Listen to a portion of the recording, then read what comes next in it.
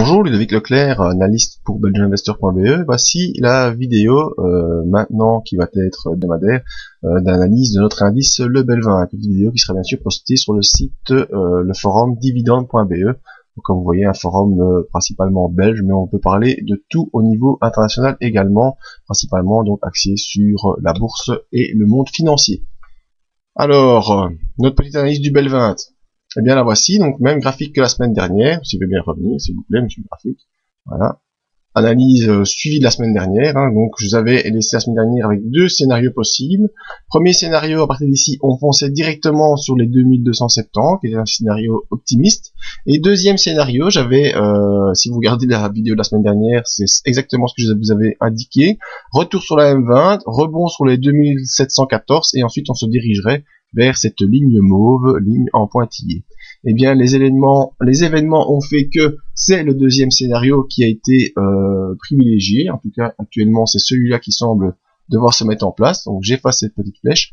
Donc, on est revenu sur la M20 avec l'événement de jeudi et le décrochage des bourses asiatiques. Ensuite, on est revenu quand même en cours de séance sur les 2714 avec une ouverture au-dessus de cette zone support hebdomadaire et on est venu faire une clôture en dessous de la M20.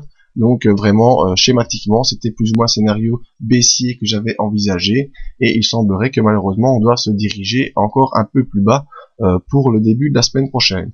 Ensuite, après peut-être une petite digestion de ça et un pullback qui pourrait même se pousser jusque 2647, on pourrait revenir à une situation de retour haussier. On n'est pas encore là pour l'instant et donc il faut un peu attendre les événements suivants.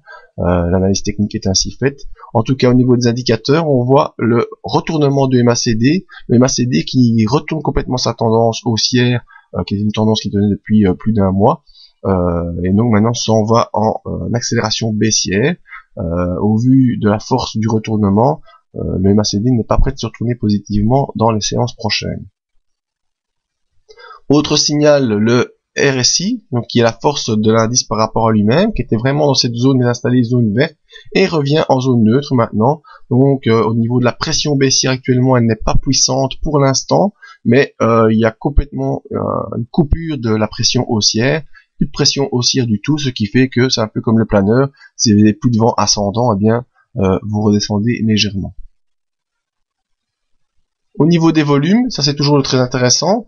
Donc, vous avez noté cette petite ligne oblique ici. On voit qu'on est revenu faire un pic sur cette ligne et maintenant on redescend un peu. On est toujours au-dessus de cette ligne bleue qui est une moyenne des volumes qui pour l'instant est plutôt une tendance à l'achat.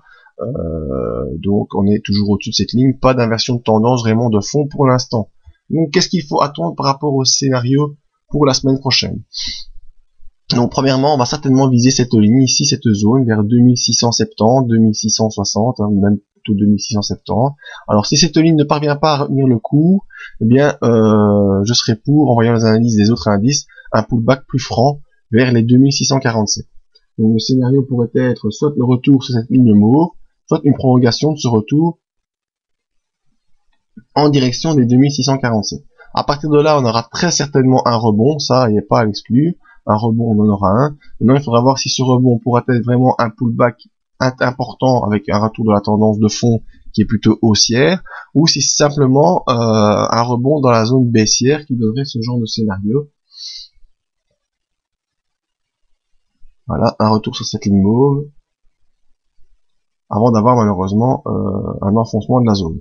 Donc ça c'est vraiment les deux scénarios possibles, en tout cas au très court terme, début de semaine, on miserait plutôt pour une poursuite baissière, et on verrait milieu de semaine, vers mercredi, si on peut faire un rebond soit sur cette ligne mauve, ça serait un bon signal pour une reprise immédiate de la zone haussière, et si on enfonce cette ligne pointillée mauve, et qu'on revient sur les 2647, là je dis prudence, on n'aura peut-être pas un rebond haussier fortement marqué.